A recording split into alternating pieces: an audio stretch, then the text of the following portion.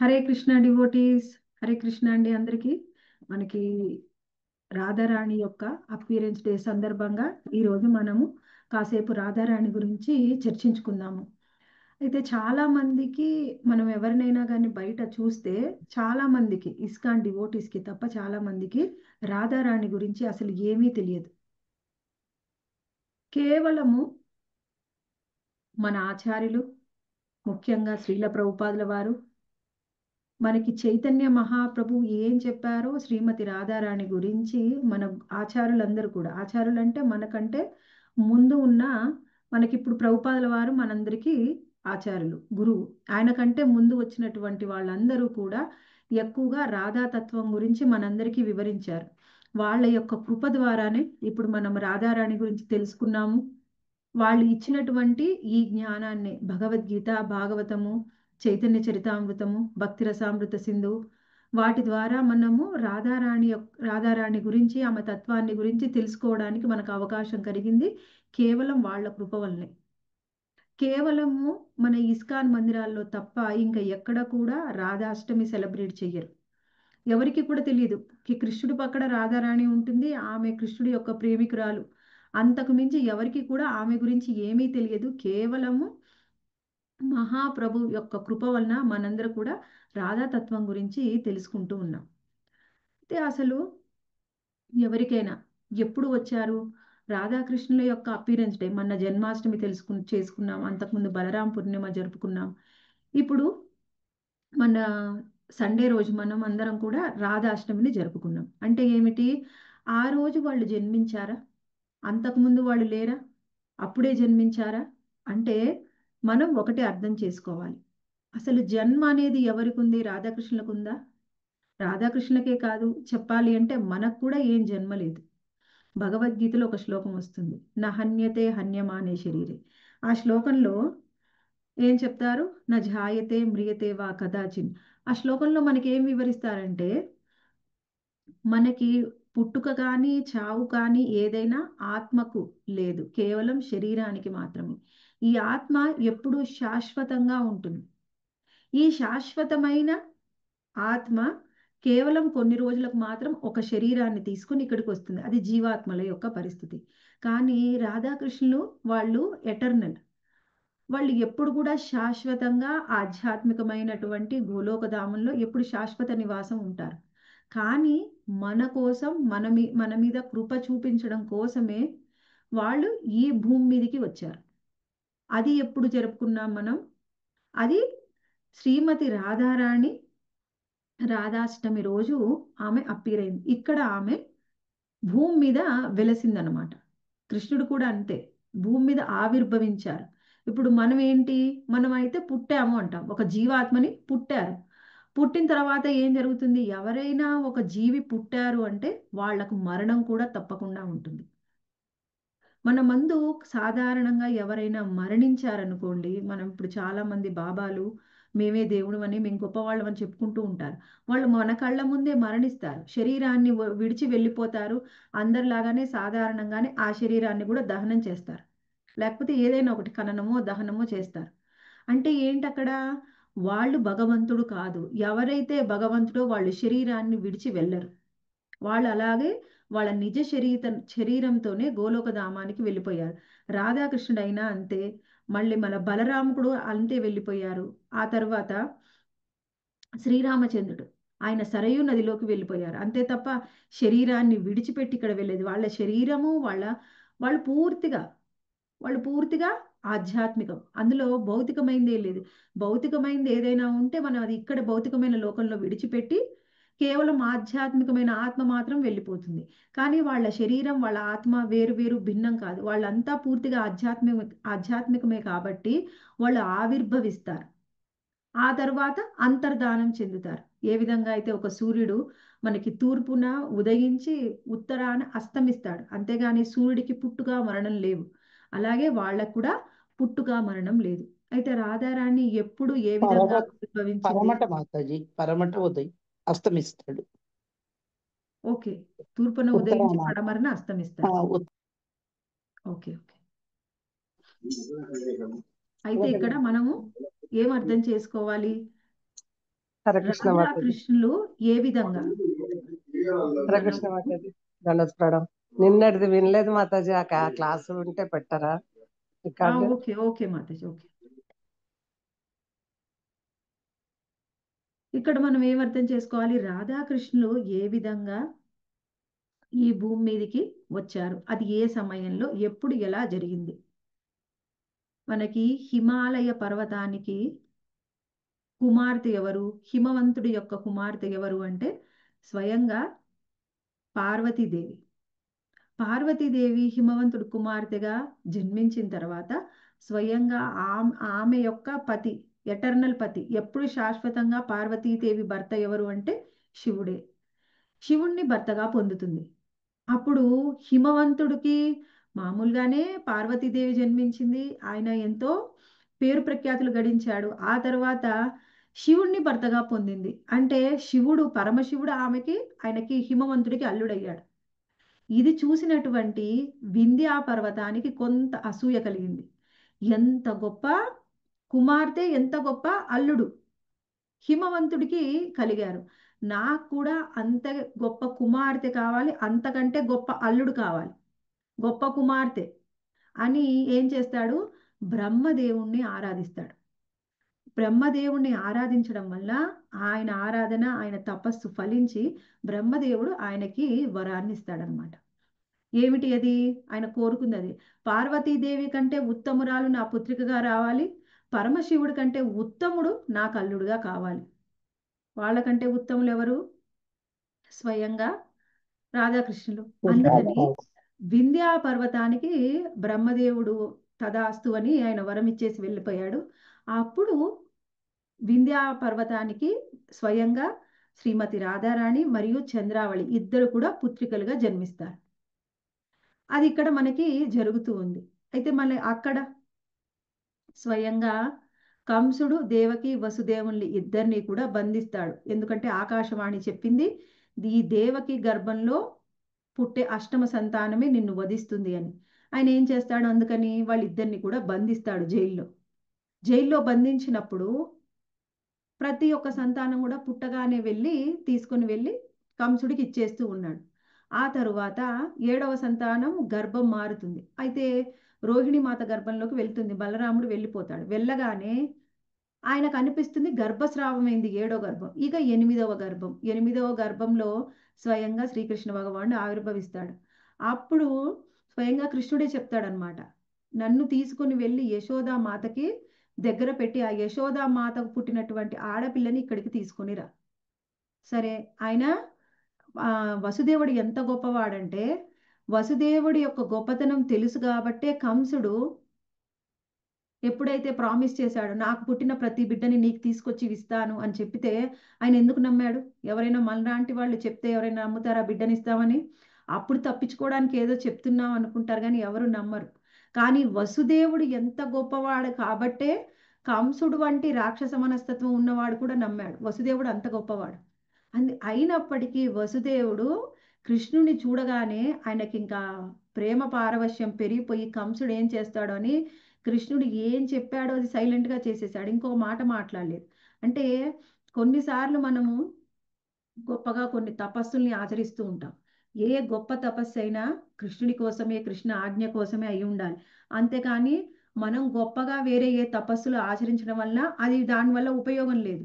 ఇక్కడ మనం ఒకటి అర్థం చేసుకోవాలి, కృష్ణ భక్తి సంబంధం లేని ఏ తపస్సు అయినా, వ్రతమైనా, ఆచరణ అయినా అది వృధాయే. ఇక్కడ ఏం చేశాడు, అవసరమైనప్పుడు కృష్ణుడు చెప్పగానే ఎలా చెప్పాడు అలా చేశాడు.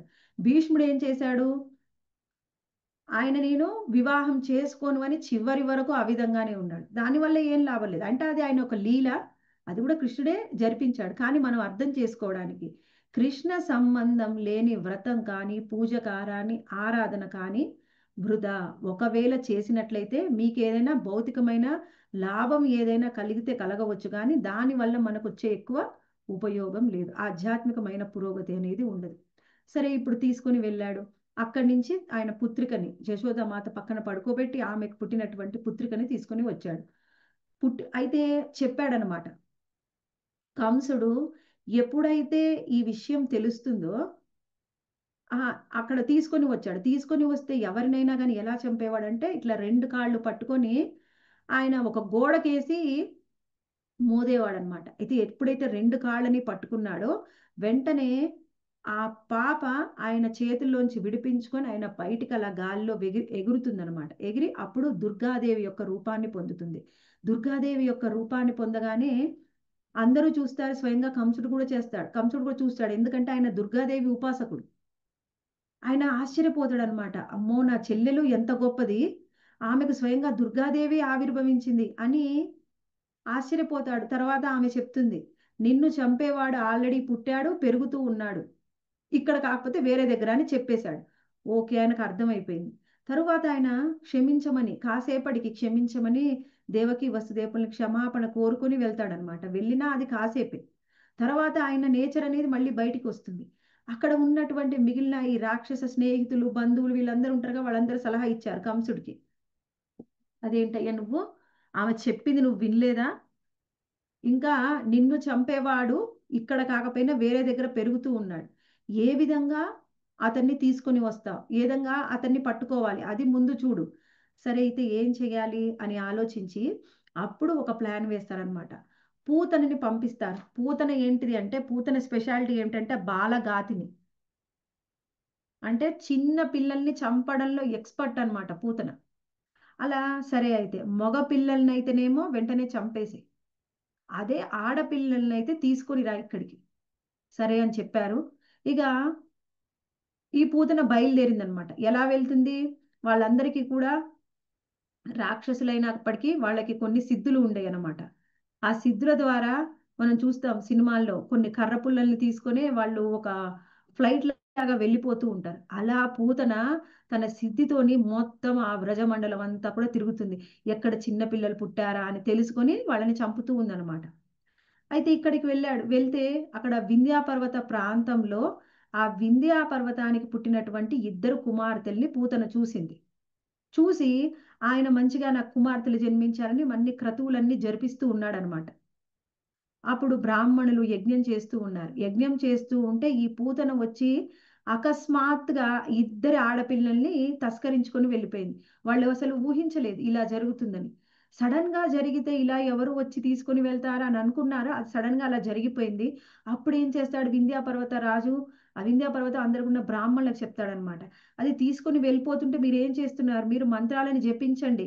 ఆ పూతనని మళ్ళీ తిరిగి రప్పించండి. దాని శక్తి క్షీణించిపోవాలి. వాళ్ళందరూ మంత్రాలు జపించడం వలన ఆ పూతన శక్తి తగ్గిపోతుంది. తగ్గిపోయి అలా కొంత దూరం తీసుకొని వెళ్ళిపోయిన తర్వాత ఇంకా వాళ్ళని పట్టుకోలేక ఏం చేసిందంటే ఒక బిడ్డని విడిచిపెడుతుంది చంద్రావళిని. ఎక్కడ? విదర్భ రాజ్యంలో. ఆ విదర్భ దేశంలో విడిచిపెడితే అక్కడ ఉన్న ఒక జలాశయంలో పడిపోతుంది ఆ చిన్న పాప. అప్పుడు ఆయన విదర్భ రాజు తీసుకుంటారనమాట.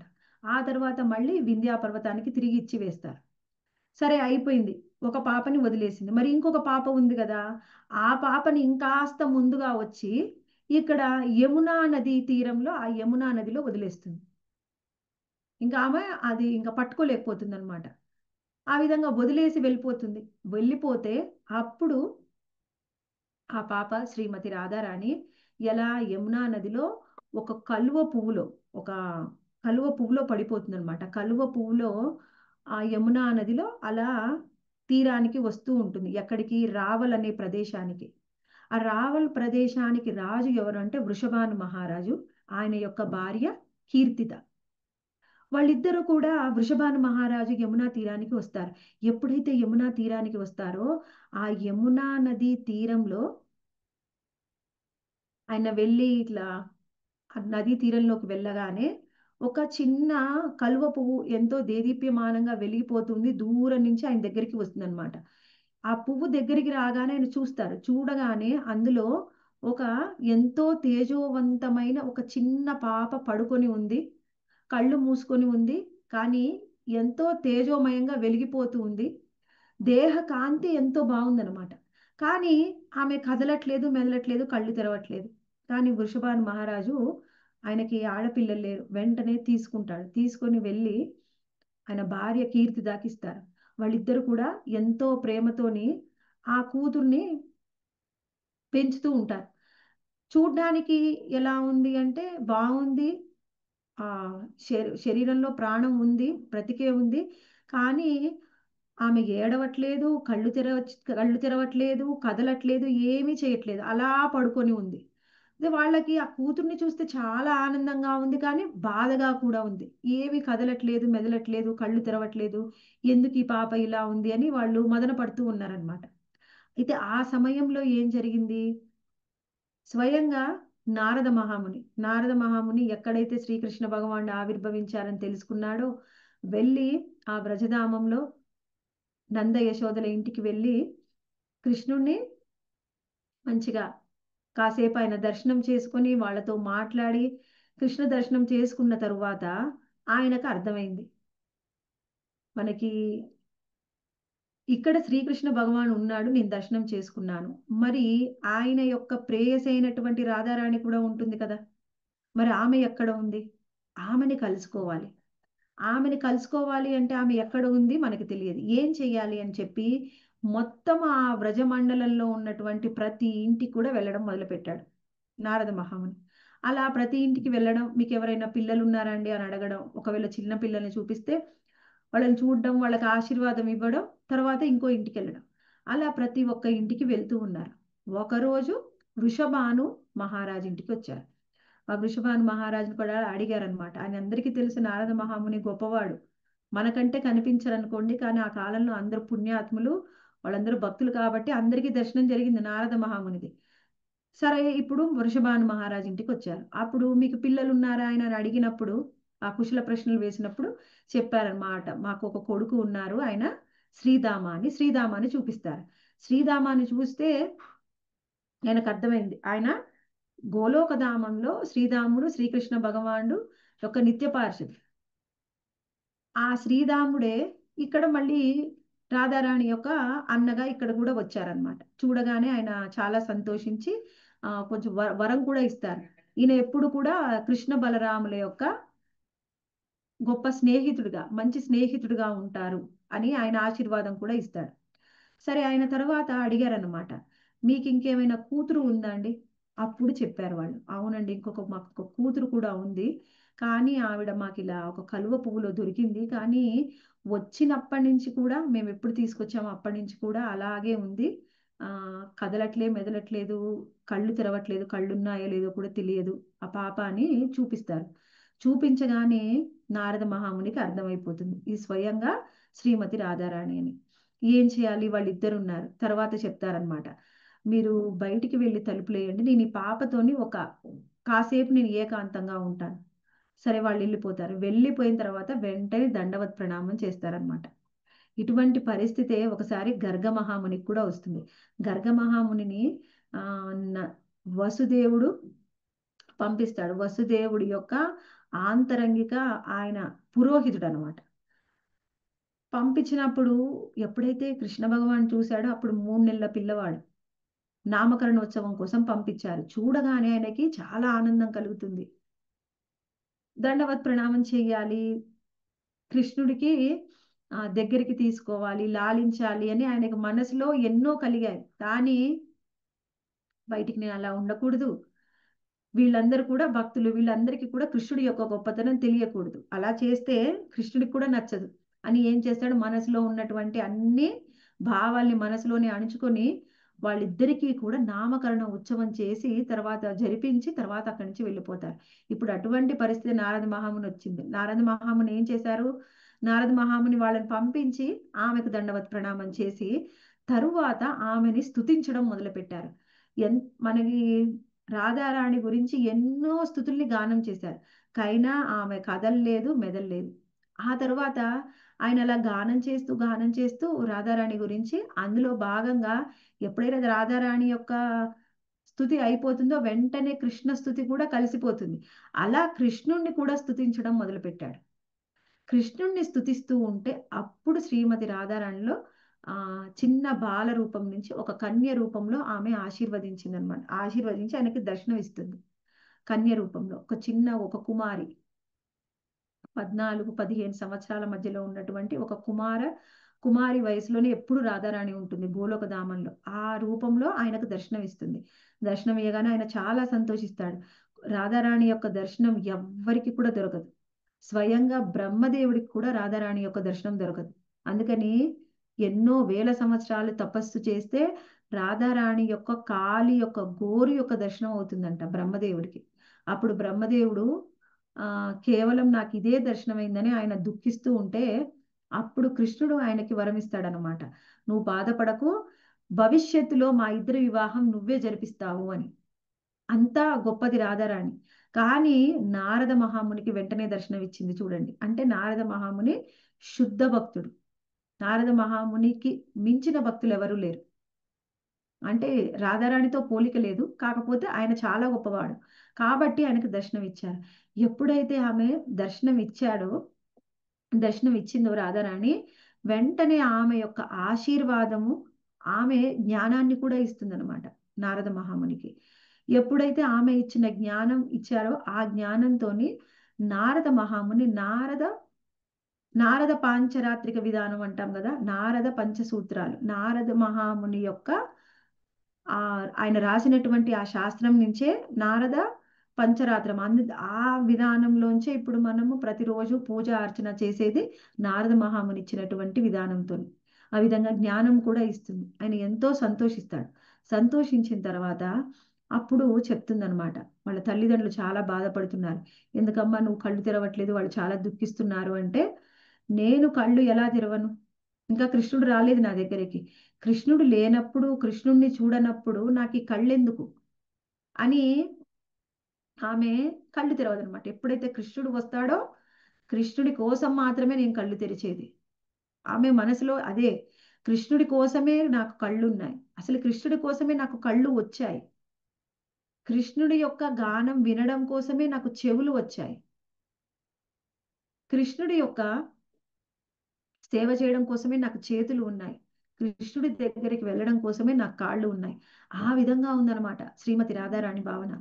సరే, అయితే నారద మహాముని ఏం చేయాలి ఇప్పుడు? అయితే వాళ్ళకి నువ్వు ధైర్యం చెప్పు, మళ్ళీ కొన్ని రోజుల్లోనే అన్నీ సాధారణంగా అన్ని మామూలుగా అవుతాయని నువ్వు ధైర్యం చెప్పు అని రాధారాణి చెప్తుంది. సరే, ఆయన వెంటనే బయటికి వచ్చి ధైర్యం చెప్పి అంత మంచి జరుగుతుంది మీ అమ్మాయికి అని చెప్తారు. చెప్పిన తర్వాత అందరూ వచ్చి దర్శనం చేసుకున్నారా? నీ కూతురు జన్మించింది కదా, అందరినీ ఆహ్వానించావా? అందరూ దర్శనం చేసుకున్నారా? అందరూ దర్శనం చేసుకున్నారండి. ఇంకెవరైనా మిగిలి ఉన్నారా దర్శనం చేసుకోవాల్సిన వాళ్ళు? ఇంకా మిగిలి ఉన్నారు వ్రజవాసుల్లో ఈ నంద మహారాజు ఇంకా మా దగ్గరికి రాలేదు అంటే, అవునా, అందరం దర్శనం చేసుకున్నప్పుడు మరి వాళ్ళని ఎందుకు ఆహ్వానించలేదు? వాళ్ళని కూడా మళ్ళీ ఆహ్వానించు. సరే, మళ్ళీ ఆహ్వానిస్తారు. మళ్ళీ ఆహ్వానించినప్పుడు చెప్తారనమాట, కుటుంబ సమేతంగా అందరినీ ఆహ్వానించు. సరే, ఆయన కుటుంబ సమేతంగా అందరినీ ఆహ్వానిస్తారు. ఆహ్వానించినప్పుడు కుటుంబ సమేతంగా వస్తారు. అప్పుడు చిన్న పిల్లవాడు కృష్ణుడు.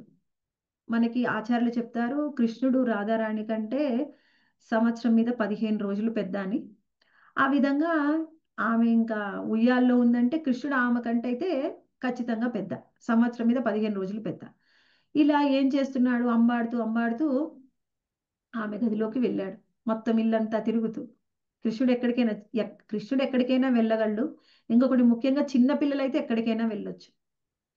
అలా మొత్తం అన్ని గదులు చూసి ఎక్కడ రాధారాణి లేదు, ఎక్కడ ఆమె ఉందో ఆ గదిలోకి వెళ్ళాడు.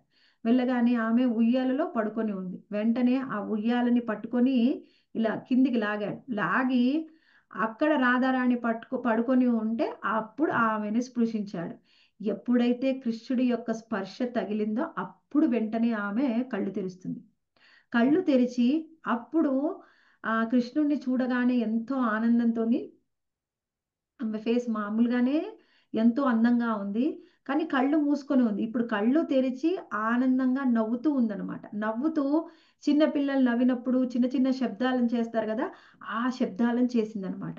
శబ్దం విని వృషభాను మహారాజుకి అర్థమైంది, నా కూతురు కావచ్చు అని. వెంటనే పరుగు పరుగున ఆ రూమ్లోకి వెళ్ళి చూస్తారు. చూస్తే ఆమె కళ్ళు తెరిచి ఎంతో అందంగా నవ్వుతూ ఉంటే అప్పుడు వాళ్ళ ఆనందానికి అవధులు లేవన్నమాట. ఇన్ని రోజులు ఏమవుతుందో, ఆమెకు కళ్ళు లేవు, కదలట్లేదు, మెదలట్లేదు అని ఎంతో బాధపడ్డ వాళ్ళు అప్పటికి వాళ్ళకి ఆనందం కలిగింది. అలా కృష్ణ స్పర్శ ద్వారా మొదటిసారి ఆమె కళ్ళు తెరిచింది. మొట్టమొదటిసారి. అప్పటి వరకు కళ్ళు మూసుకునే ఉంది. కృష్ణుడి యొక్క కృప, వాళ్ళని పిలిచారు, వాళ్ళకి మంచి జరిగింది, వాళ్ళు కూడా అందరూ చాలా సంతోషిస్తారు. అయితే ఈ రాధాకృష్ణుల యొక్క ఈ ప్రేమ అనేది ఇప్పుడు భూమి మీద పుట్టిన తర్వాత మనం ఇప్పుడు మామూలుగా చూస్తే సినిమాల్లో చూపిస్తూ ఉంటారు. ఒక హీరో హీరోయిన్ కొంచెం పెద్దయ్యారు, లేకపోతే చిన్నప్పుడేమో ఫ్రెండ్షిప్ ఉంది, పెద్దయ్యాక ఒకళ్ళనొకళ్ళు ఇష్టపడ్డారు, ఆ తర్వాత ప్రేమికులు అయ్యారు. అలా అలా కాదు, వీళ్ళది ఎటర్నల్, శాశ్వతంగా వీళ్ళిద్దరూ కూడా ప్రేమికులే. అక్కడ గోలోకధామంలో ఉన్నా, ఇక్కడ ఉన్నా అసలు ఆమె కళ్ళే కృష్ణుడి కోసం తెరిచింది. అటువంటిది ఇంకెప్పుడు కూడా కృష్ణుడి మీద ప్రేమే ఉంటుంది. అలా చిన్నప్పుడు రాధారాణి, కృష్ణుడు చాలా అల్లరివాడు, కానీ రాధారాణి అంత అల్లరి చేసేది కాదనమాట. అయితే ఒకసారి ఏం జరుగుతుంది, అప్పుడు కృష్ణుడి వయసు 5-6 సంవత్సరాలు అనుకుంటా. ఒకసారి నేను ఈ లీలని విన్నాను, అమరేంద్ర ప్రభు ఒకసారి చెప్తుంటే నేను ఈ లీలని విన్నాను. ఎప్పుడో చాలా సంవత్సరాలైంది. అయితే అందులో ఒకసారి ఏం జరిగింది, ఈ రాధాకృష్ణులు వాళ్ళందరూ కూడా ఒక ఆట ఆడుతున్నారు. ఏం ఆట అంటే, ఒక పిల్లవాడు వెళ్ళి చెట్టు వెనకాల దాచుకొని వాళ్ళు నెంబర్ కౌంట్ చేస్తారు కదా, నెంబర్ కౌంట్ చేస్తున్నారు. నెంబర్ కౌంట్ చేస్తుంటే మిగిలిన పిల్లలందరూ వెళ్ళి దాక్కోవాలి. అయితే కృష్ణుడు నెంబర్ కౌంట్ చేస్తూ ఉంటే రాధారాణి వెళ్ళి దాక్కోవాలి. అయితే రాధారాణి ఎంత అమాయకంగా, ఎప్పుడు గేమ్ ఆడినా ఆట ఆడినా ఎప్పుడు ఒకే ప్లేస్లో వెళ్ళి దాక్కుంటుంది అనమాట. వేరే ప్లేస్లో వెళ్ళి దాక్కోవడం కూడా ఆమెకి తెలియదు. ఎప్పుడు ఒకే ప్లేస్లో వెళ్ళింది, సేమ్ యాజ్ ఇట్ ఈస్గా అక్కడే కూర్చుంది. కృష్ణుడు వచ్చాడు, అంతా వెతికాడు, వెతికి ఒక్కొక్కళ్ళని పట్టుకుంటూ ఉన్నాడు. పట్టుకుంటూ ఉంటే అందరు దొరికిపోయారు, రాధారాణి ఇంకా దొరకలేదు. యాజ్ యూజువల్గా వెళ్ళాడనమాట. వెళ్తే అప్పుడు అక్కడ రాధారాణి ఏం చేసింది, కృష్ణుడు వచ్చాడు, రాధారాణి అలా ఉంటే చూశాడనమాట. చూడగానే ఆమె ఆమె ముఖాన్ని చూసి, మరి ఫస్ట్ టైం చూశాడో ఏమో తెలీదు, మొదటిసారి ఆమెను చూసి ఆమె ముఖం ఎంత అందంగా ఉందంటే కృష్ణుడు చూసి ఆమెను అలా మూర్ఛపోయి అలా పడిపోతాడు అనమాట. అప్పుడు ఆమెకి మూర్ఛపోయి పడిపోతే భయం వేస్తుంది, ఏం చేయాలి తెలియదు, ఏం చేయాలో తెలియక అలానే అక్కడి నుంచి భయపడి పారిపోతుంది. పారిపోయిన తర్వాత ఆమెకి మళ్ళీ ఇంకా మనసులో బెంగగా ఉందన్నమాట. మరి అక్కడ కృష్ణుడు పడిపోయాడు, ఎలా ఉన్నాడో ఏమిటో అని నెక్స్ట్ డే మళ్ళీ ఇంకొక సఖిని పంపిస్తుంది అనమాట. పంపిస్తే ఆమె చూసి చెప్తుంది, కృష్ణుడు బాగానే ఉన్నాడు, బాగానే ఆడుకుంటున్నాడు అని. అలా వాళ్ళిద్దరూ కూడా చిన్నప్పటి నుంచి కూడా ఎంతో గాఢమైన బంధం. మనము 10వ అధ్యాయంలో 10వ స్కందంలో చూస్తే మొత్తం కూడా కృష్ణ భగవానుడు బృందావనంలో గోపబాలుతో గోపికలతో చేసినటువంటి ఎన్నో లీలల్ని మనము చర్చించుకున్నాం. అయితే ఈ విధంగా ప్రతిరోజు కూడా కృష్ణుడు 5 సంవత్సరాల వరకు కూడా పూర్తిగా అక్కడ దగ్గరలో ఉన్నటువంటి వనాల్లో ఆవు దూడల్ని తీసుకొని వెళ్ళేవారు. ఎప్పుడైతే 6 సంవత్సరాలు వచ్చాయో అప్పుడు ఆయన మొండి పట్టి వాళ్ళ అమ్మా నాన్నని ఒప్పించి అడవికి వెళ్ళేవాడు. ఆవుల్ని తీసుకుని, అంటే పెద్ద ఆవులు, అంతకుముందు దూడలు, ఇప్పుడు ఆవుల్ని తీసుకొని అడవికి వెళ్ళేవారు. ఎప్పుడైతే పగలు సమయం అంతా కూడా గోపబాలుడితో ఉండేవాడు, కానీ ఈవినింగ్ అయ్యేసరికి సాయంత్రం మాత్రము గోపికలతో ఉండేది. ఇప్పుడు ఎప్పుడు కూడా గోపబాలురు ఉదయం అంతా కూడా కృష్ణుడి యొక్క దర్శనం వాళ్ళకి దొరుకుతుంది. అందుకని ఈ గోపబాలురందరూ కూడా ఎప్పుడు కూడా సూర్యుని స్మరించుకుంటూ ఉంటారు. ఏమని, నువ్వు త్వరగా రా, నువ్వు ఇంకా లేటుగా వస్తే, ఆలస్యం అయితే మేము కృష్ణుడిని దర్శనం చేసుకోలేము, మా కృష్ణ దర్శనం కావాలంటే నువ్వు త్వరగా రావని ఎప్పుడు వాళ్ళు రిక్వెస్ట్ చేసేవాళ్ళు అనమాట సూర్యుడిని. అయితే గోపికలు ఏం చేసేవాళ్ళు, చంద్రుని రిక్వెస్ట్ చేసేవారు, నువ్వు ఇంకా ఎంతసేపు ఉంటావు సూర్యదేవ, నువ్వు వెళ్ళిపోయి తొందరగా చందమామని పంపించు, ఎప్పుడైతే ఆ పున్నమి చంద్రుడు వస్తాడో అప్పుడే మా కృష్ణ దర్శనం అవుతుంది అని ప్రతి క్షణం కూడా వాళ్ళు రివర్స్ అనమాట, వీళ్ళ కోరిక ఒకటి, వీళ్ళ కోరిక ఒకటి. అలా కృష్ణుడు ప్రతి ఒక్కళ్ళని కూడా సంతోషపరుస్తూ ఉండేవాడు. అలా వెళ్ళేవాడు. మళ్ళీ గోపికలతోని, ఈ గోపబాలతో కలిసి ఎన్నో ఆటలు ఆడేవాడు. అలా ఆటలు ఆడడము, ఆ మధ్య మధ్యలో వాళ్ళ కంసుడు, ఆయన మామగారైనట్టు మేనమామైన కంసుడు ఏం చేస్తూ ఉన్నాడు, కృష్ణుడి కోసము రాక్షసులు పంపిస్తూ ఉన్నాడు. పంపిస్తుంటే కృష్ణుడు ఒక మేనమామ ఎక్కడో దూరంగా ఉన్నప్పుడు పిల్లలకి ఏదో ఆట బొమ్మలు పంపించినట్టుగా ఆయన రాక్షసులు పంపిస్తూ ఉంటే చిన్న పిల్లలు ఆడి ఆడి ఆ బొమ్మల్ని విరగొట్టినట్టు కృష్ణుడు అందరూ రాక్షసుల్ని చంపేస్తూ ఉన్నాడు. అలా ఒకసారి అరిష్టాసురుడు వచ్చాడు. ఎప్పుడైతే అరిష్టాసుడు ఏ రూపంలో వస్తాడు అంటే ఎద్దు రూపంలో వస్తాడనమాట. ఒక ఎద్దు, మనము ఎద్దు కానీ ఆవు కానీ తల్లి మరియు తండ్రితో సమానం. ఎందుకంటే ఆవు యొక్క పాలను ఎప్పుడు తాగుతూ ఉంటాము. అందుకని ఆవు పాలతోనే మనకి శక్తి లభిస్తుంది. కానీ తల్లి అయినా సరే, తల్లి పిల్లవాడికి పాలనిస్తుంది. 1.5 సంవత్సరం ఇప్పుడు ఇస్తున్నారేమో పాలని, అంతే. కానీ ఆవు ఎన్ని రోజులు పాలనిస్తుంది? మనం పెరిగి పెద్దయి ఇప్పటికీ కూడా మనకి పాలనిచ్చేది గోవు. అందుకని గోవుని మాత అంటాం. ఎద్దు మనకి పొలాన్ని దున్ని మనకి మంచిగా పంటలు పండడానికి సహాయం చేస్తాడు కాబట్టి ఎద్దు తండ్రితో సమానం. గోహత్య మనకి గోవుల్ని కానీ ఎద్దుల్ని కానీ ఎవరైనా హత్య చేస్తే అది మహాపాపం. ఎవ్వరు కూడా హత్య చెయ్యకూడదు. అప్పుడు ఏం జరిగింది? అరిష్టాసురుడు ఎద్దు రూపంలో వచ్చాడు కాబట్టి కృష్ణుడు తప్పక అరిష్టాసురుని వధించాల్సి వచ్చింది. ఆ వధించిన తర్వాత మళ్ళీ వాళ్ళందరూ కూడా గోపబాలురు గోపికలు అందరు కలిసి ఆ సాయంత్రం పూట అందరు ఆడుకోవడానికి కలిశారు. కలిసినప్పుడు అప్పుడు కృష్ణుడు వస్తుంటే రాధారాణి చెప్పింది, వేరే నువ్వు దూరంగా ఉండు, దగ్గరికి రాకు. ఎందుకు? నేనేం చేశాను? నువ్వు ఇప్పుడే కదా ఒక ఎద్దుని చంపేసి వస్తున్నావు. లేదు లేదు, నేను ఎద్దుని కావాలని ఏం చంపలేదు. ఆయన అసురుడు, అరిష్టాసురుడిని నేను చంపాను, ఎద్దుని కాదు. ఏదేమైనప్పటికీ ఎద్దు రూపంలో ఉన్నాడు కదా, అంటే నువ్వు ఎద్దునే చంపావు. సరే మరి అయితే ఇప్పుడు నేనేం చెయ్యాలి? నువ్వు ప్రతి ఒక్క నది, ఎన్ని పుణ్య నదులు ఉన్నాయో మనకి ఈ భూమి మీద, అన్ని నదుల్లో కూడా వెళ్ళి స్నానం చేసి రావాలి. కృష్ణుడు, అవునా, అన్ని నదుల్లో స్నానం చేయాలా? అయితే అన్ని నదుల దగ్గరికి నేను వెళ్ళడం ఎందుకు? అన్ని నదుల్ని నేను ఇక్కడికే రప్పిస్తాను అని చెప్పి ఆయన అరికాలుతోని ఆ భూమిని ఇలా ప్రెస్ చేస్తాడనమాట. ప్రెస్ చేయగానే అక్కడ ఒక కుండం తయారవుతుంది. కుండం తయారవగానే అప్పుడు అన్ని నదుల్ని కూడా ఆ కుండంలోకి ఆహ్వానిస్తాడు. ఎప్పుడైతే ఆ నదుల్ని ఆ కుండం దగ్గరికి ఆహ్వానించగానే వాళ్ళందరూ కూడా కృష్ణుడి సేవ చేయడానికి ఆ మా పుణ్య నదులన్నీ కూడా ఎదురు చూస్తూ ఉన్నాయి. కృష్ణుడి యొక్క ఆజ్ఞ రాగానే ఆ కుండంలోకి అన్ని నదులు వెళ్ళి స్థానం ఏర్పరచుకున్నాయి. అక్కడే ఉన్న స్థిర నివాసం. వెంటనే కృష్ణుడు వెళ్ళి స్నానం చేసి వచ్చాడు. ఇంకా అప్పుడు వాళ్ళందరూ కూడా ఎంతో సంతోషంగా అక్కడే ఇక స్థిర నివాసం ఏర్పాటు చేసుకున్నాయి. కృష్ణుడు చెప్పాడు, నేను స్నానం చేశాను, నా పాపము ఉంటే పోయింది. ఇప్పుడు మీరందరూ కూడా అటువంటి రాక్షసుడికి మీరు ఒత్తాసు పలికారు, అందుకని మీరు కూడా పాపం చేశారు, మీరు కూడా స్నానం చేయండి. అప్పుడు రాధారాణి అంటుందన్నమాట, నువ్వు ఆల్రెడీ స్నానం చేయడం వల్ల నీ పాపం అంతా ఆ నదిలో ఉంది, ఆ కుండంలో ఉంది, కాబట్టి మేము ఆ కుండంలో మీరు స్నానం చేయండి. మరి ఏం చేస్తారు?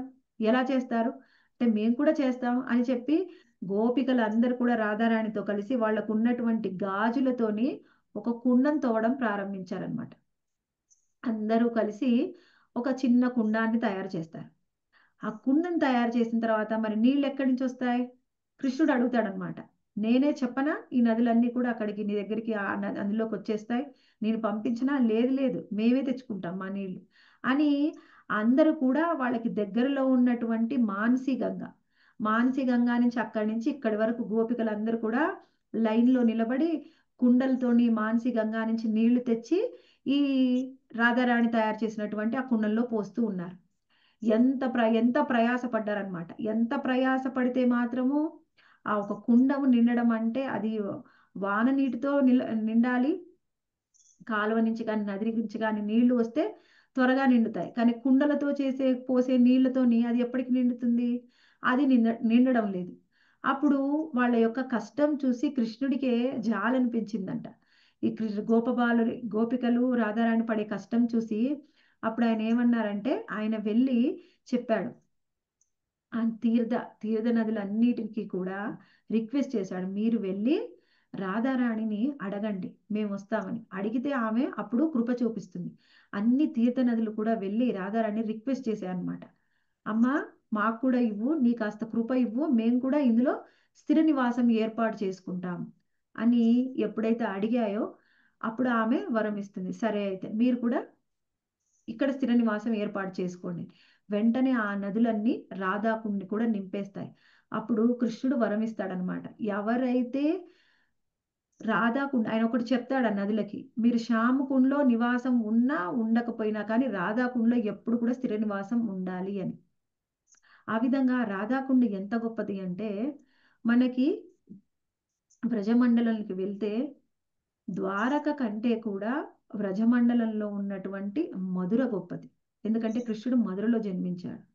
మధుర కంటే కూడా ఉన్నతమైనది బృందావనం. ఆయన అక్కడ ఎన్నో లీలల్ని చేశారు.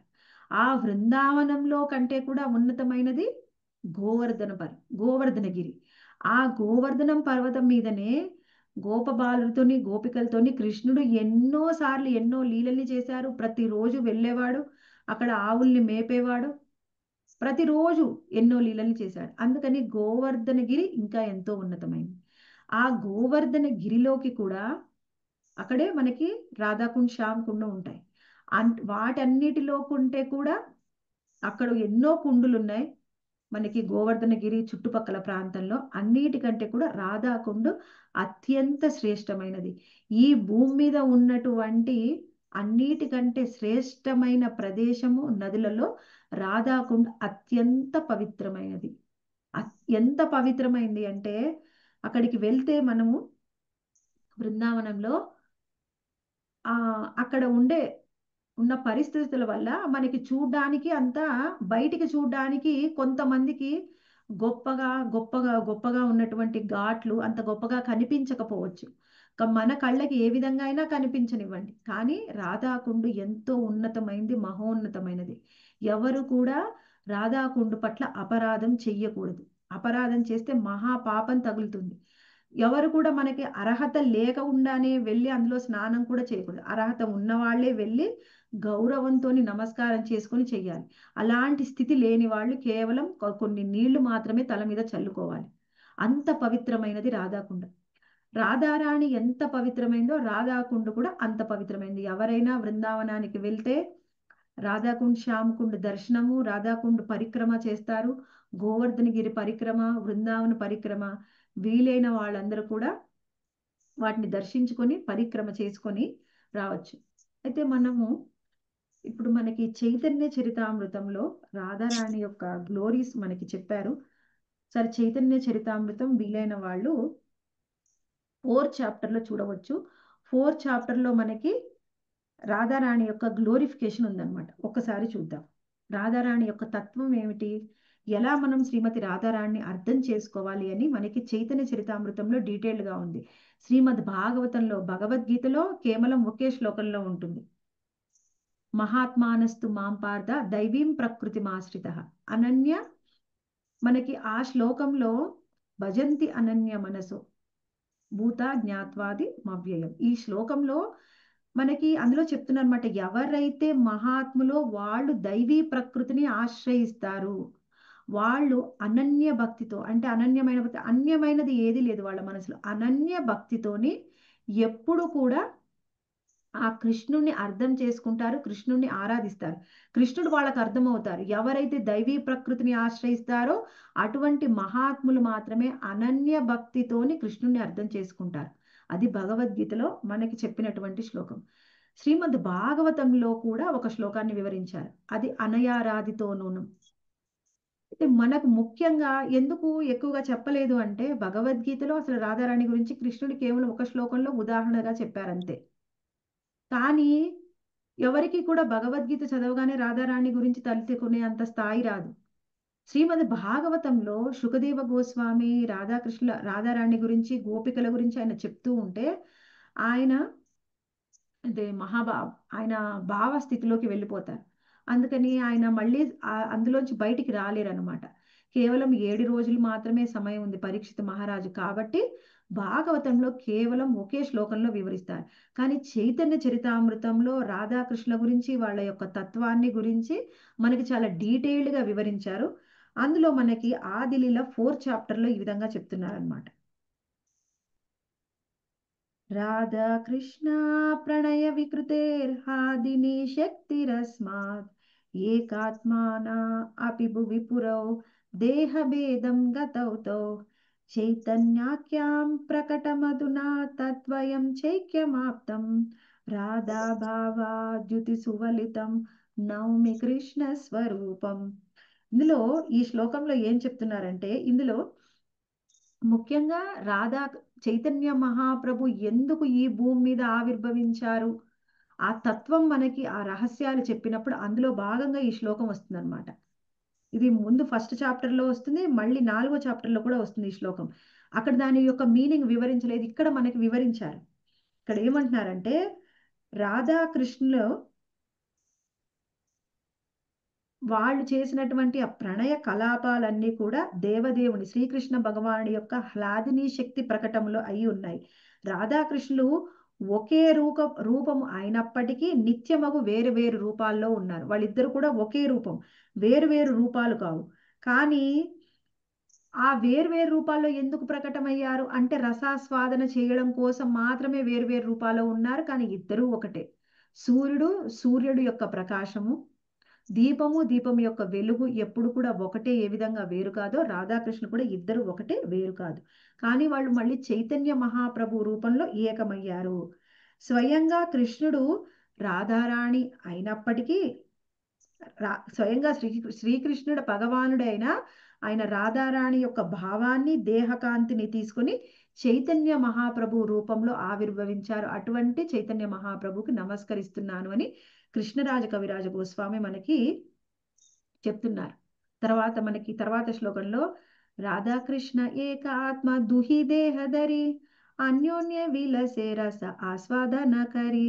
రాధాకృష్ణులు ఇద్దరు ఒకటే అయినా 2 రూపాలను ధరించారు. ఆ విధంగా ప్రేమ రసాన్ని ఆస్వాదిస్తూ వారు పరస్మము వినోదించారు. ఇద్దరు ఒకటే అయినా 2 వేర్వేరు రూపాలు ధరించి ప్రేమ రసాన్ని ఆస్వాదించారు అని మనకు వివరిస్తున్నారనమాట. ఇక్కడ రాధాకృష్ణుల గురించి ముందు వాళ్ళిద్దరి యొక్క గొప్పతనం చెప్తేనే మనకి చైతన్య మహాప్రభు గురించి అర్థం చేసుకోవడానికి అవుతుంది. మనకి మొదటి అధ్యాయంలో ఇచ్చినటువంటి ఒక్కొక్క శ్లోకానికి ఎక్స్ప్లెయిన్ ఎన్నో శ్లోకాల్లో మనకి 4వ అధ్యాయంలో చేస్తారు. అందులో ఇక్కడ వివరిస్తున్నారనమాట. అక్కడ ఏమంటున్నారంటే 59వ శ్లోకంలో శ్రీకృష్ణుని ప్రణయ వికారమే శ్రీమతి రాధిక, ఆమె హ్లాదిని అని పిలవబడే అతని యొక్క ఆంతరంగిక శక్తి. కృష్ణ భగవానుడి యొక్క ఆంతరంగిక శక్తి స్వయంగా హ్లాదిని శక్తి శ్రీమతి రాధారాణి. ఆ హ్లాదినియే శ్రీకృష్ణుడి యొక్క ఆనంద రసాస్వాదనము కలిగిస్తుంది, అతని భక్తులని పోషిస్తుంది. కృష్ణుడికి ఆనంద రసాస్వాదన ఇచ్చేది ఎవరు అంటే శ్రీమతి రాధారాణి. ఆమె అతని భక్తుల్ని పోషిస్తుంది. అంటే ఎలా పోషిస్తుంది అంటే మనకి దేహం నిలబడడానికి పోషణ కాదు, మనలో భక్తి నిలబడడానికి పోషణ. అటువంటి పోషణని మనకి భక్తిని ఇచ్చేది కేవలం శ్రీమతి రాధారాణి. అటువంటి కృష్ణుడి యొక్క 3 రూపాలు, కృష్ణుడి యొక్క స్వరూపము సచ్చిత్ ఆనందమయం. అందులో సత్ చిత్ ఆనందమయం. సత్ అంటే సనాతనమైనది, నిత్యమైనది. చిత్ అంటే జ్ఞానపూర్ణమైనది, తర్వాత ఆనందపూర్ణమైనది. ఆ ఆనంద శక్తి యొక్క రూపమే శ్రీమతి రాధారాణి. అందులో మనకి ఇంకా తర్వాత వివరిస్తూ ఉన్నారు.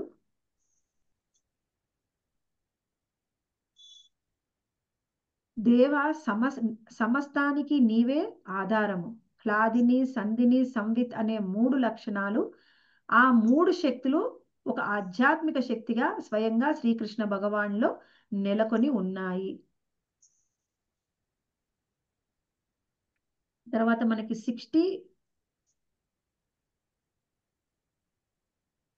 మనకి కృష్ణ భగవానుడి యొక్క శక్తి గురించి, హ్లాదిని శక్తి గురించి మనకు 68వ శ్లోకంలో చెప్పారు. భగవత్ ప్రేమయే హ్లాదిని శక్తి సారము, భావమే భగవత్ ప్రేమ సారము, భావానికి పరాకాష్ఠయే మహాభావము. అటువంటి మహాభావ స్వరూపము శ్రీమతి రాధారాణి. శ్రీ రాధా ఠాకురాణి మహాభావ స్వరూపము. సకల సద్గుణ గణి అయిన ఆమె శ్రీకృష్ణుని ప్రేయసి మరియు శిరోమణి. ఆమె ఎవరు? శ్రీమతి రాధారాణి మహాభావ స్వరూపము, సకల సద్గుణాల గని. అటువంటి రాధారాణి కృష్ణుడి యొక్క ప్రేయసి, ఆమె శిరోమణి అని మనకి ఇక్కడ వివరిస్తున్నారు. ఇక్కడ కృష్ణ భగవాను యొక్క మెయిన్ ఇద్దరు ముఖ్యమైన గోపికలు రాధారాణి మరియు చంద్రావళి. మనకి రాధారాణి చంద్రావళి కంటే కూడా మహాభావ స్వరూపమైన ఆమె సకల సద్గుణాలలో కూడా వరిష్ఠురాలు, ఇంకా ఉన్నతమైంది. అదే విషయాన్ని మనకి బ్రహ్మ సంహితలో కూడా వివరిస్తున్నారనమాట. ఆనంద చిన్మయ రస ప్రతిభావితాభి స్థాభిర్యేవ నిజ రూపతయా కలాభి గోలోకయేవ నివసత్య అఖిలాత్మభూతో గోవిందమాది పురుషం తమహం భజామి. ఇక్కడ ఏం వివరిస్తున్నారు? నిజ ఆధ్యాత్మిక రూపమును పోలినట్టుని హ్లాదినీ శక్తి స్వరూపురాలు అయినటువంటి శ్రీమతి రాధారాణి నిజలోకమైన గోలోకంలో నివసించడి ఆది పురుషుడైన గోవిందుణ్ణి నేను భజించుదును. ఇక్కడ ఏమంటున్నారు? ఆమె ఆధ్యాత్మిక రూపము, హ్లాదినీ శక్తి స్వరూపము. అటువంటి రాధారాణితో కలిసి గోలోకధామంలో ఆది పురుషుడైన గోవిందుడు ఎప్పుడు కూడా అక్కడే నివసిస్తూ ఉంటాడు. ఆయన నేను భజిస్తాను అని స్వయంగా బ్రహ్మదేవుడు చెప్తున్నాడు అనమాట. అటువంటి ప్రేయసి రాధారాణి ఆమె 3 రూపాల్లో ఎప్పుడు కూడా కృష్ణుణ్ణి సేవిస్తూ ఉంటుంది. వాళ్లే మనము నిన్న కూడా చెప్పుకున్నాం. కృష్ణుడు ఎన్ని కళలు, అంశాలు, విస్తారాలు, వైభవ ప్రకాశ, భావ ప్రకాశ, ఎన్నోటువంటి విస్తారాల్ని కృష్ణుడు కలిగి ఉన్నాడు. ఆ విధంగా వాళ్ళందరితో కూడా అన్ని విస్తారాలతోని కూడా శ్రీకృష్ణ భగవానుతో పాటుగా రాధారాణి కూడా అన్ని విధాలుగా అంశాలుగా రూపొందింది. వాళ్లే లక్ష్మీగణ, మహిషిగణ, వ్రజగోపీగణ 3గా విభజించబడింది. అయితే ఈ ఇందులో లక్ష్మీగణ పాక్షిక ప్రకటనము. ఆమె వాళ్ళకి ప్రతిబింబ రూపం మాత్రమే, అందులో ప్రతిబింబ రూపం మాత్రమే. అయితే ఇక్కడ ఇంకా వైభవ ప్రకాశ, ఆమె యొక్క మహిషిగణ వాళ్ళందరూ కూడా ఆమె యొక్క వైభవ ప్రకాశానికి చెందినవారు. కానీ ఈ గోపీగణ వీళ్ళందరూ కూడా స్వయంగా రాధారాణి యొక్క కాయరూప స్వరూపం, అంటే రాధారాణి యొక్క స్వయం ప్రకట విస్తారాలన్నమాట. వాళ్ళందరూ కూడా కృష్ణుడికి ఎప్పుడు కూడా సేవల్ని అందిస్తూ ఉన్నారు. ఎందుకు ఇన్ని రూపాల్లో రాధారాణి అవతరించారు అంటే, అంతమంది పలువురు కాంతలు లేకపోతే రసోల్లాసము అనేది ఉండదు. కాబట్టి దేవదేవుడి యొక్క లీలల్లో ఆయనకు సహాయం చేయడానికి రాధారాణి పలు రూపాలని తీసుకుంది. ఆ విధంగా పలు రూపాలను తీసుకోవడం వల్లనే కృష్ణుడికి ఒక్కొక్క యొక్క భావము, ఆయనకి ఎప్పుడు ఏ విధంగా భావం ఉంటుందో అన్ని రకాల భావాలు ఉన్నటువంటి స్త్రీలతోని కలిస్తేనే అది రసాస్వాదన అనేది జరుగుతుంది. కేవలం అది ఒక్కరితో సాధ్యం కాదు. అందుకనే రాధారాణి అన్ని రూపాల్లోకి విస్తరించిందనమాట. ఇక్కడ మనకి తర్వాత చెప్తున్నారు. రాధారాణి యొక్క ఇంకొక 2 లక్షణాలు చెప్పుకొని మనము ముగిద్దాము. గోవింద నందిని రాధా, గోవింద మోహిని, గోవింద సర్వస్య సర్వకాంత శిరోమణి.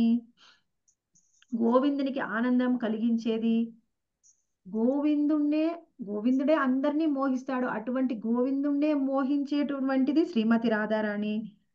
ఆమె గోవిందుడి యొక్క సర్వస్వం, ఆమె సర్వకాంత శిరోమణి. పరదేవత అయిన రాధారాణి శ్రీకృష్ణ భగవానునికి అభిన్నురాలు. ఆమె లక్ష్మీ గణములలో ప్రధానురాలు, అందరికీ కూడా ఆకర్షణ కలిగిస్తుంది. ఇక్కడ మనము ఒకటే అర్థం చేసుకోవాలి.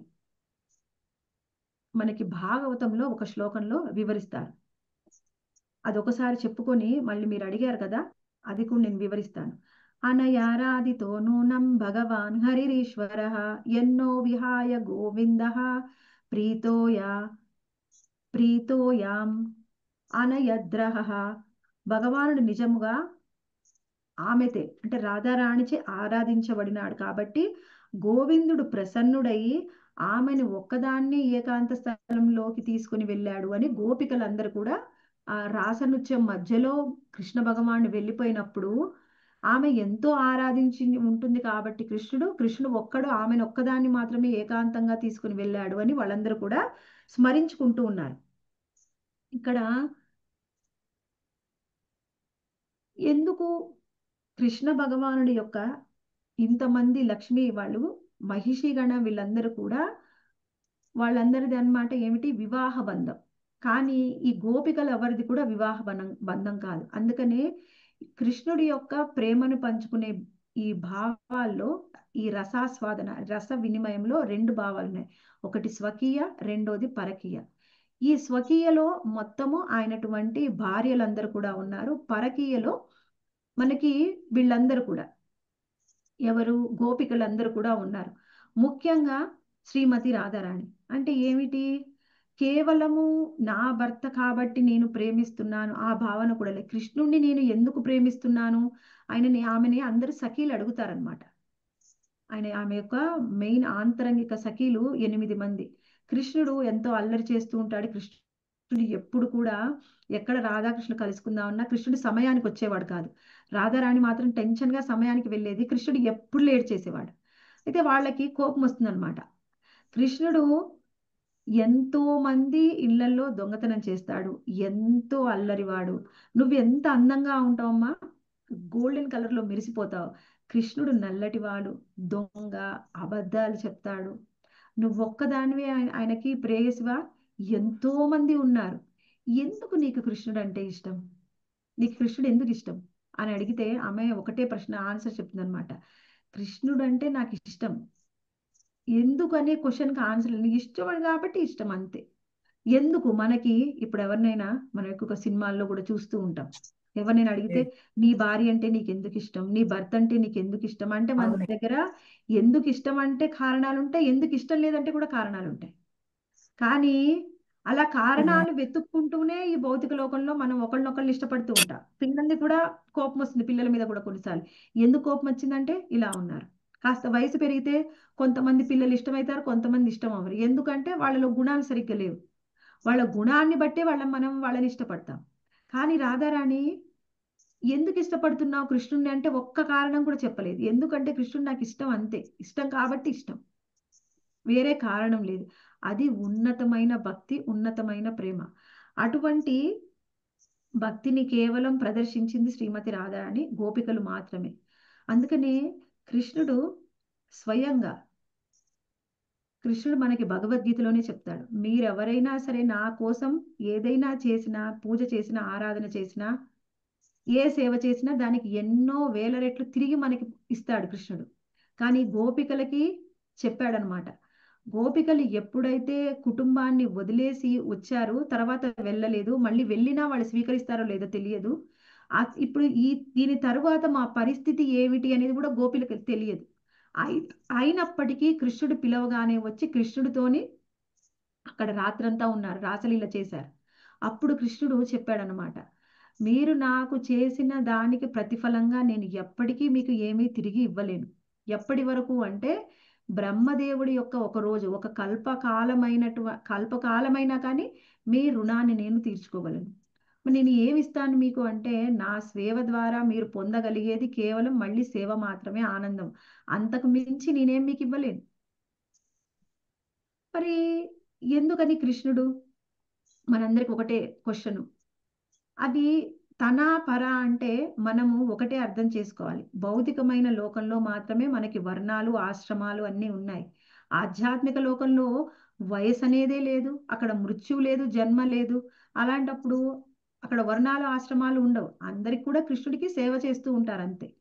భౌతిక లోకంలోకి వచ్చినా కానీ వాళ్ళు ఆ విధంగానే ఉన్నారు. ఎందుకు కృష్ణుడు అసలు ఇక్కడికి వచ్చాడు అంటే మనకి ఇక్కడ ఈ శ్లోకాల్లో వివరిస్తారనమాట. 4th చాప్టర్లో వివరిస్తారు. ఏం చెప్తున్నారంటే కృష్ణుడు రావడానికి కూడా, ఇప్పుడు చైతన్య మహాప్రభు రావడానికి ఎలా బహిరంగ కారణం, ఆంతరంగిక కారణం ఎలా ఉన్నాయో, కృష్ణుడు రావడానికి కూడా బహిరంగ కారణం, ఆంతరంగిక కారణం ఉన్నాయి. బహిరంగ కారణం ఏంటి, తప్పు చేసినటువంటి రాక్షసుల్ని వధించడము, సాధువుల్ని రక్షించడము, భక్తుల్ని రక్షించడం. కానీ ఆంతరంగిక కారణం ఏమిటి?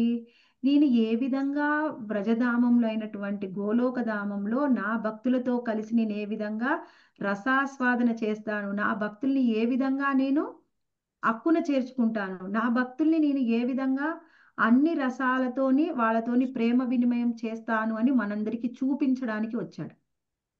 అది తెలిస్తేనే కదా మనము అక్కడికి వెళ్ళడానికి ఆసక్తి ఉండేది, అక్కడికి వెళ్ళి మనం ఏం పొందాలో మనం తెలుసుకునేది. అసలు అక్కడ ఏ ఆధ్యాత్మిక లోకం అంటే ఏమిటి, అక్కడ ఏముంటుంది, ఎలా ఉంటుందో తెలియకుండా మనం ఎందుకు వెళ్తాం, వెళ్ళడానికి ఎందుకు ప్రయత్నం చేస్తాం?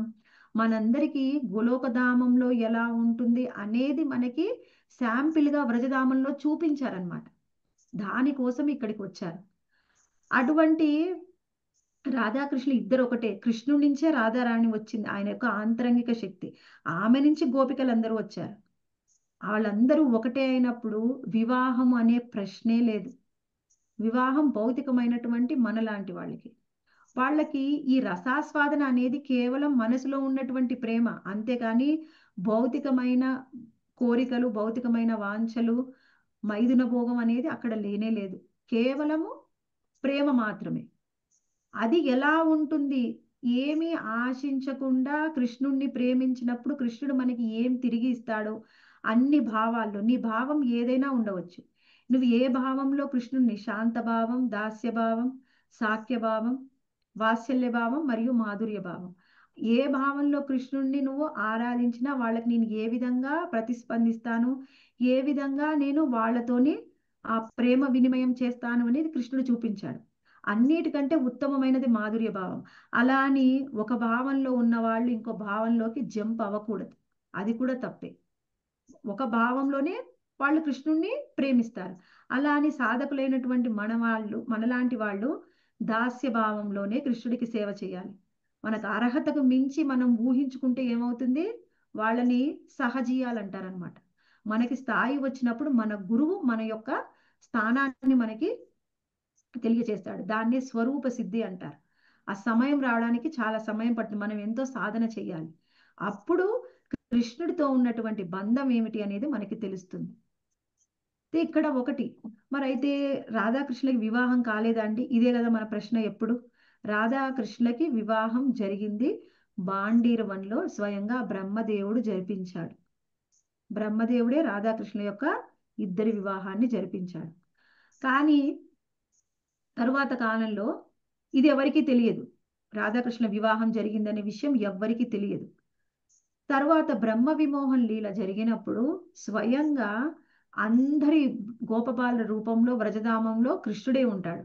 అప్పుడు అభిమన్యుడనే గోపబాలుడి రూపంలో రాధారాణ్ణి వివాహం చేసుకుంది స్వయంగా శ్రీకృష్ణ భగవానుడే. ఎందుకంటే అందులో ఆయన భావం వేరే భావంలో రాధారాణ్ణి ప్రేమించారు. అది పరకీయ భావం, స్వకీయ భావం కాదు. ఆ పరకీయ భావంలో ఆమెను అక్కడ వదిలేసి బృందావనంలో ఆయన మధురకు వెళ్ళిపోయాడు. అది మనకు తెలిసినంత వరకు. కానీ కృష్ణుడు ఎప్పుడు కూడా వ్యక్త రూపంలో కనిపించకపోయినా అవ్యక్త రూపంలో అక్కడే ఉన్నాడు బృందావనంలోని. విప్రలంబ భావంలో ఏ విధంగా గోపికలు శ్రీమతి రాధారాణ్ణి కృష్ణుడి ప్రేమించారు అనేది మాత్రం మనకు తెలియజేయడం కోసం ఆ లీల చేశారు. అటువంటి ఆ విప్రలంబ భావంలో కృష్ణ భగవాన్ని ఆరాధించినటువంటి గోపికలందరిలో కూడా ఉత్తమురాలు శ్రీమతి రాధారాణి. ఎవరికైనా భక్తి అనేది వచ్చింది అంటే కేవలం రాధారాణి యొక్క కృప, ఆమె యొక్క హ్లాదిని శక్తి కృప మన మీద పడినప్పుడే మనలో భక్తి అనేది వస్తుంది. ఎప్పుడైతే ఆమె హ్లాదిని శక్తి భౌతిక శక్తితో కలిసి ఆ కృప మన మీద పడిందనుకో, అప్పుడు మనకి భౌతిక శక్తి మీద మనకి ఆసక్తి అనేది పెరుగుతుంది. అది ఆధ్యాత్మికమైన రూపంలో మన మీద కురిసినప్పుడు అప్పుడు మనకి భక్తి అనేది వస్తుంది. భక్తి అనేది ఇచ్చింది అంటే అది కేవలం శ్రీమతి రాధారాణి. ఆమె లేకుండా ఎవరికి భక్తి అనేది రాదు. ఎందుకంటే భక్తి యొక్క రూపమే శ్రీమతి రాధారాణి.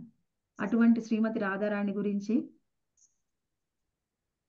కేవలం సీనియర్స్ డివోటీస్ ని దగ్గర నుంచి విన్నది, నేను చైతన్య చరితామృతంలో చదివింది మాత్రము చెప్పాను. ఇందులో ఏ ఒక్క విషయంలో కూడా నా సొంత ఆలోచన ఐడియా అనేది ఏం లేదండి. ఈ పుస్తకంలో ఏముందో అది మాత్రమే చూసి చెప్పాను. ఏమైనా ప్రశ్నలు కానీ సందేహాలు కానీ ఉంటే చూద్దాం. మాతాజీ చిన్న డౌట్ మాతాజీ. ఇప్పుడు మనకి 3 రోజుల పిల్లాడు కృష్ణుడు 3 రోజుల పిల్లవాడుగా ఉన్నప్పుడే పూతన చనిపోయింది అని చెప్పారు కదా. ఆ, మరి పూతన రాధారాణిని వాళ్ళ సిస్టర్ని తీసుకెళ్ళినట్టు చెప్పారు. అది మనం ఎలా అనుకోవాలి మాతాజీ? అసలు కృష్ణుడి దగ్గరికి కూడా ఇంకా ఆమె అప్పుడు రాలేదన్నమాట. కృష్ణుడి కంటే ముందే రాధారాణి తీసుకుని వచ్చింది. అదే మరి అంటే కృష్ణుడి కంటే పెద్దదనే కదా అర్థం ఇప్పుడు రాధారాణి. అంటే కృష్ణుడి కంటే పెద్దదంటే అప్పటికి అది పుట్టి 3 రోజులు అయింది కదా మాతాజీ. అంటే కావాలంటే ఉన్న కొంత వయసులో ఏమన్నా తేడా అయినా ఉండవచ్చు మాతాజీ. మనకు వేరే భాగవతంలో అంటే రాధారాణి కంటే కొంతమంది ఆచార్యులేమో సంవత్సరం మీద 15 రోజులు అని చెప్తారు. అవును. కొంతమంది ఏమో 15 రోజులే అని చెప్తారు. కొంత అదే ఎంతన్నా కానీ రాధారాణి పెద్దది అని ఆహా, first రాధారాణి పెద్దది కాదు మాతాజీ. ఎప్పుడు గోలోక ధామంలో రాధాకృష్ణుల యొక్క వయసు ఎప్పుడు ఏ విధంగా ఉంటుందో భూలోకంలోకి వచ్చిన తర్వాత కూడా ఆ వయసు భేదం ఉంది. ఎప్పుడు కూడా సీత రాముడి కంటే పెద్దది, రాధారాణి కృష్ణుడి అవును అలా కంటే చెప్తూ పెద్దది. ఉంటారు. అది తప్పు. ఎప్పుడు కూడా రాధారాణి కృష్ణుడి కంటే చిన్ననే, సీతాదేవి రామచంద్రుడి కంటే చిన్ననే. ఇది మనకి ఈ బయట వాళ్ళు భౌతికమైన వాదులు చెప్పే ఈ వాదన. కానీ వాళ్ళు ఎప్పుడు కూడా ఇప్పుడు ఇవన్నీ మాతాజీ ఎలా ఉంటాయంటే కొన్నిసార్లు ఒకసారి ఒక కల్పంలో ఒక విధంగా ఉంటుంది, ఇంకో అలా కల్పంలో అయి ఇంకొక ఉండొచ్చు. విధంగా ఉంటుంది. అంతే తప్పించి ఎప్పుడు కూడా రాధారాణి కృష్ణుడి కంటే పెద్ద కాదు. అది ఇలా చూసినా గానీ 15 రోజులు పెద్ద అవ్వట్లేదు కదా, అందుకని డౌట్ వచ్చింది అంటే అనమాట. 15 రోజులు పెద్ద కాకపోతే మరి కృష్ణుడికి పుట్టిన తర్వాత ఎన్ని రోజులకి పూతన వచ్చిందో ఆ 3 రోజులు సమయంలో ఇది అని జరిగి చెప్తారు ఉండవచ్చు. కదా. 3 రోజులు బాలుడు పూతన్ని చంపేశాడని చెప్తారు కదా. అవునవును, అలా చెప్తారు మాతాజీ. కానీ ఈ సమయంలో ఇప్పుడు మనం చెప్పుకున్నాం కదా, ఆ పూతన తీసుకొచ్చి వీళ్ళిద్దరిని కూడా తస్కరించి తర్వాత అక్కడ మనకి యమునా నదిలో వదిలేస్తుందని. యమునా ఆ నదిలో సమయంలో వదిలేస్తుందని ఏమైనా ఆ ఆ కల్పంలో సమయంలో వేరే ఏమైనా ఆ విధంగా కల్పంలో ఉంది. అలా ఉండొచ్చు మాతాజీ. అయి ఉండొచ్చు అయితే. అలా అనుకోవాలి ఇంకా. ఓకే. హరే మనకి కృష్ణుడు ఏ విధంగా ఎన్ని విస్తారాలు తీసుకున్నారో శ్రీమతి రాధారాణి కూడా అన్ని విధాలుగా విస్తరించారు. ఎప్పుడైతే కృష్ణ భగవానుడి యొక్క అన్ని అవతారాలకి ఆయన యొక్క భాగస్వామిగా శ్రీమతి రాధారాణి వచ్చారు. అయితే ఆ శ్రీమతి రాధారాణి తీసుకున్నటువంటి అన్ని రూపాలని కూడా ముఖ్యంగా 3 రూపాలుగా 3 గ్రూపులుగా విభజించవచ్చు. అవేమిటి అంటే మొదటిది లక్ష్మీగణ, రెండవది మహిషీగణ, మూడవది వ్రజగోపీగణ. ఈ లక్ష్మీగణ మరి శ్రీమతి రాధారాణి యొక్క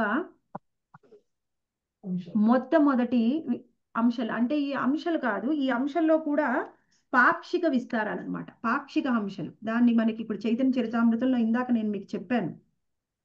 వాళ్ళందరూ కూడా వైకుంఠ నాథుడైనటువంటి విష్ణుమూర్తికి చరణదాసులుగా వాళ్ళు సేవలు అందిస్తారు, ఈ లక్ష్మీగణ వీళ్ళందరూ కూడా. ఆ తరువాత మనకి మహిషీగణ, వీళ్ళందరూ కూడా కృష్ణ భగవానుడి యొక్క భార్యలు. 16,108 మంది భార్యలు. వీళ్ళందరినీ మహిషీగణ అంటారు. వీళ్ళందరూ వివాహ బంధంలో స్వకీయ భావంలో కృష్ణుడికి సేవలు చేస్తూ ఉంటారు. ఆ తర్వాత మనకి వీళ్ళందరూ కూడా చూస్తే రాణులందరూ కూడా వైభవ ప్రకాశ రూపాలు. కానీ 3వ గ్రూప్ వీళ్ళెవరు అంటే వ్రజగోపీగణ. వీళ్ళందరూ కూడా స్వయంగా రాధారాణి యొక్క కాయరూప అంశాలు, అంటే స్వయంగా రాధారాణి యొక్క విస్తారాలు. వీళ్ళందరూ కూడా పరకీయ భావంలో కృష్ణుణ్ణి సేవించారు. ఎక్కడ? బృందావనంలో వ్రజధామంలో మాత్రమే గోపికలు అక్కడే ఉంటారు, ఇంక ఎక్కడా ఉండరు వాళ్ళు. వాళ్ళందరూ కూడా పరకీయ భావంలో కృష్ణుణ్ణి సేవించారు. అందరిలోకి ఉత్తమురాలు రాధారాణి, శ్రీమతి రాధారాణి. వాళ్ళందరూ కూడా ఈ లక్ష్మీగణ, మహిషీగణ, గోపిగణ అందరూ కూడా శ్రీమతి రాధారాణి యొక్క విస్తారాలు. అర్థమైందా మాతాజీ? ఇంకేమైనా డౌట్ ఉందా ఇందులో? అర్థమైంది మాతాజీ. సో మనము జస్ట్ ఈ మహిషి గణంలో ఉండేది మాత్రమే మనం కన్సిడర్ చేస్తాం, అంతే కదా మాతాజీ? మహిషి 16,198 గణంలో అంటే ఉన్న వాళ్ళని వాళ్ళు మాత్రమే మహిషి గణంలో ఉండేవాళ్ళు. 16,108 భార్యలు వాళ్ళందరూ. ఓకే, కన్సిడర్ చేస్తాం. ఓకే. ఓకే.